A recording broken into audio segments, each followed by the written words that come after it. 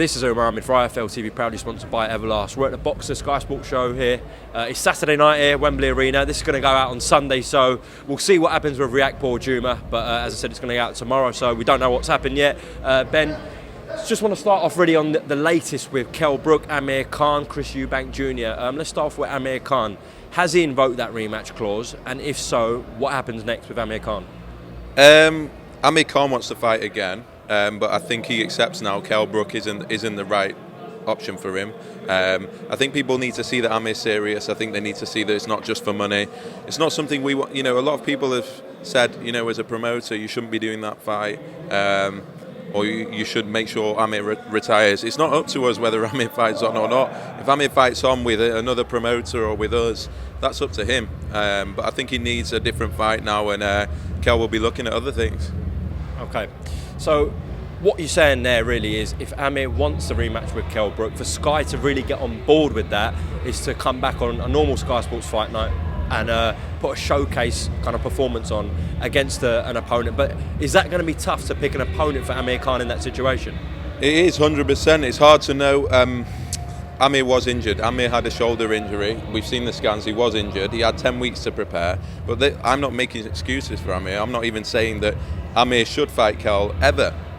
But Amir wants to fight again, and we'll have to look at that, and all the other promoters will look at that. I actually like, for FLORIAN MARKU, I'd actually love Amir Khan. I'd love that fight, because Amir wants to go out in a different way, and he wants to fight again. So we'll see, but I expect him. I know he's back in the gym. He wants to come back to the UK to train. He didn't feel like Colorado did him any favours, and so we'll have to take it from there. Caroline's now coming out. Just picking this back up with Ben, I had to go and see Caroline Dubois ringside. Didn't last long. Yeah, just actually talks about that performance. Yeah, her talent is a joke. I was saying to Shane, like, she's only 21 years old. We need to sort of slow it down. We're trying to find her. She was a tough opponent as well. She'd, I think, been knocked out once in 15, and she's dealt with her in the first round. It is scary. Her power is scary. Her speed is incredible. I think the pro game suits her, because she has that power, which sometimes you don't always see in women's boxing, but she has it. Ben, we were talking about Amir Khan. Just one last question on him. So we know FLORIAN Marku's got his fight coming up with Chris Jenkins on the Newcastle bill next Saturday. How realistic is that Khan-Marku? Like, has there been actual conversations with FLORIAN's team about that? I spoke to FLORIAN about it. Look, we're taking FLORIAN to Albania. He wants to fight there in the summer.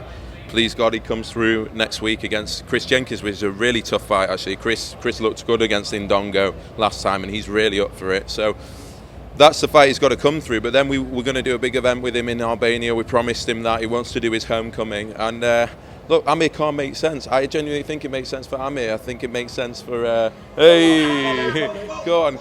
No, it makes sense for them both. It makes sense for them both, and we'll see. But that would be. Just bring in Babby in. Do you know what? Funny enough, as soon as you come in, I was just going to start talking about you. So what's happening with this man?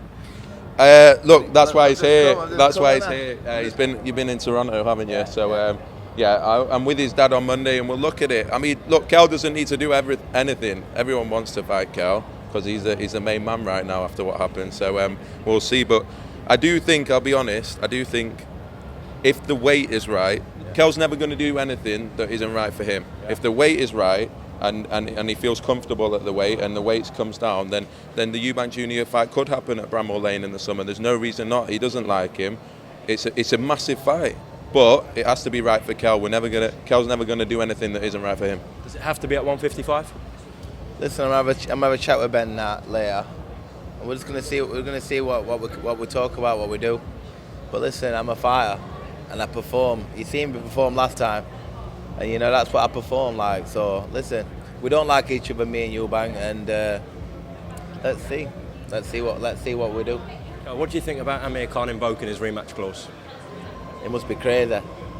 It must be crazy. But listen, it weren't like it were half and half even. It were one-sided in my opinion. So, you know, if he wants to do that, come and see me. Do you think that's just a tactical move to get some step-aside money? I think so. But listen, it is what it is. And like I said, I'm ready. I'm a fighter, and like I said, the fight's there. I think Amir's now accepted his next fight won't be Kel. As I said, he has to prove that it's not about money and he was injured and all these things. He's got a lot to prove. So if he wants to fight again, I don't think it'll be Kel Brook because let's be honest, as fans, it doesn't make sense right now. And then it's up to Kel what he does. If it's not Chris Eubank Jr. and Kel doesn't retire next, is there any other options on the table? Yeah, 100%. We put offers into Danny Garcia. And so we think that's a great fight. There are one or two other options, but I can't say what they are, I'll be honest. But he's got loads of options. He's a king at 147, especially in the UK. And there's so many guys at welterweight. And Kel wants, I think, one last dance, maybe two. So, but it will have to be right for Kel. And if he retires now, I think no one can blame him. Danny Garcia in America sound good? Listen, I'm a fighter, at the end of the day. I just want to be in them fights. What I want to provide for the fans. I've always wanted the AMIR Khan fight. It's been took away. Was took away for a long time, but you know we did deliver. Ben delivered that fight. So listen, he can make them big fights happen. So I'm excited. Kel, before I let you go, is there a message to Chris Eubank Jr. and his team? There's no message. We've been back and forth. Listen, I'm not in the game in his spotlight. You know, I'm the man. He knows that, and you know. Listen, this is my promoter right here. So this is what we're saying. Come and talk to it. Let's see what we can come up with, and we'll have a dance together. Kel, appreciate your time. Enjoy your night. All right, top man. Ben, just finish this off with yourself. You can stay if you want, Kel. No, you stay if you want. So, I mean, I was going to ask you a question about Kel Brook, but we kind of covered that, Ben. Just, I want to address a couple of more things. So, I know you were speaking to the board about trying to improve this situation with scoring and judging since that fight with Taylor and Cattrall. So, has there been any movement on that? Yeah, 100%. We've been working hard. I would just say, look, I'm a new promoter, and the boxing board, we have to work with them. Robert Smith's done a great job, but we put together like some real plans now with Adam Smith and with different partners from outside of the sport that are involved in other sports to try and get to the bottom of where that can go. I think it's clear, in my opinion, that there's too much leeway in the judging system. There's too much. When one judge has got it 3 rounds one way and one judge has got it 3 rounds another, there's a bit of a problem. And I think it's just about developing the sport. Everything develops, boxing needs to develop, and yeah, we expect to put plans in place to present to the board this month. Robert's actually been ill, but I'm planning to get together with him. And he wants the best for the sport. Robert Smith loves this sport. I don't get that wrong. Like, he does a tough job, and there's not many paid people on the board that he's not got all the resources in the world, and he's doing the very best he can, and it is the best board in the world, and medically they're incredible. Like Matthew Tinker, for instance, he was meant to fight on Saturday. They've had a brain scan, they've decided he's not going to fight, and I respect that, and they do a lot for it. But yeah, we're about to present plans to them, and we want to work with them, and Sky want to work with it, and hopefully we can improve the sport. That's why we got into the sport, and that's what we want to do. Okay, and my final topic is just overall how you're feeling about your start with Sky Sports. So obviously you had a brilliant February, one of the best boxing months I can remember in the UK for a long time. So would you say you're ahead of time in terms of the project you're doing with Sky Sports? Yeah, no, it's a dream come true. To be here tonight, Wembley Arena, it's pretty much sold out for this sort of card. 5 years ago, Umar, I was borrowing money to get my promoter's license, just to get 10 grand to put together to loan the board so I could get my license. To be here now with the same team, it's not about, I've had the same team since we started. To be here now on Sky Sports and to have had the start we had, it's incredible. And I think we've going to the stage where at the start we had to convince so many fighters why to sign with us.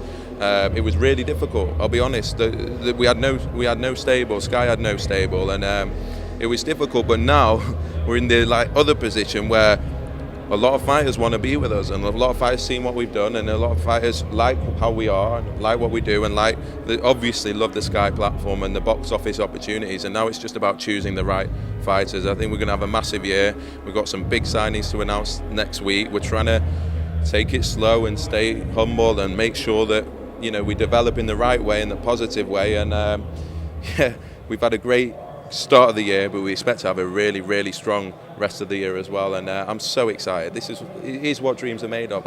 I say it all the time, but this is incredible. We're boxing fans, and we get to do this, and we get to make people's dreams come true. I'm a bit nervous tonight because a lot of the fighters that I'm close with are sort of our fighters are now starting to get to competitive stages. At the start, you can't throw your fighters into affairs that it's going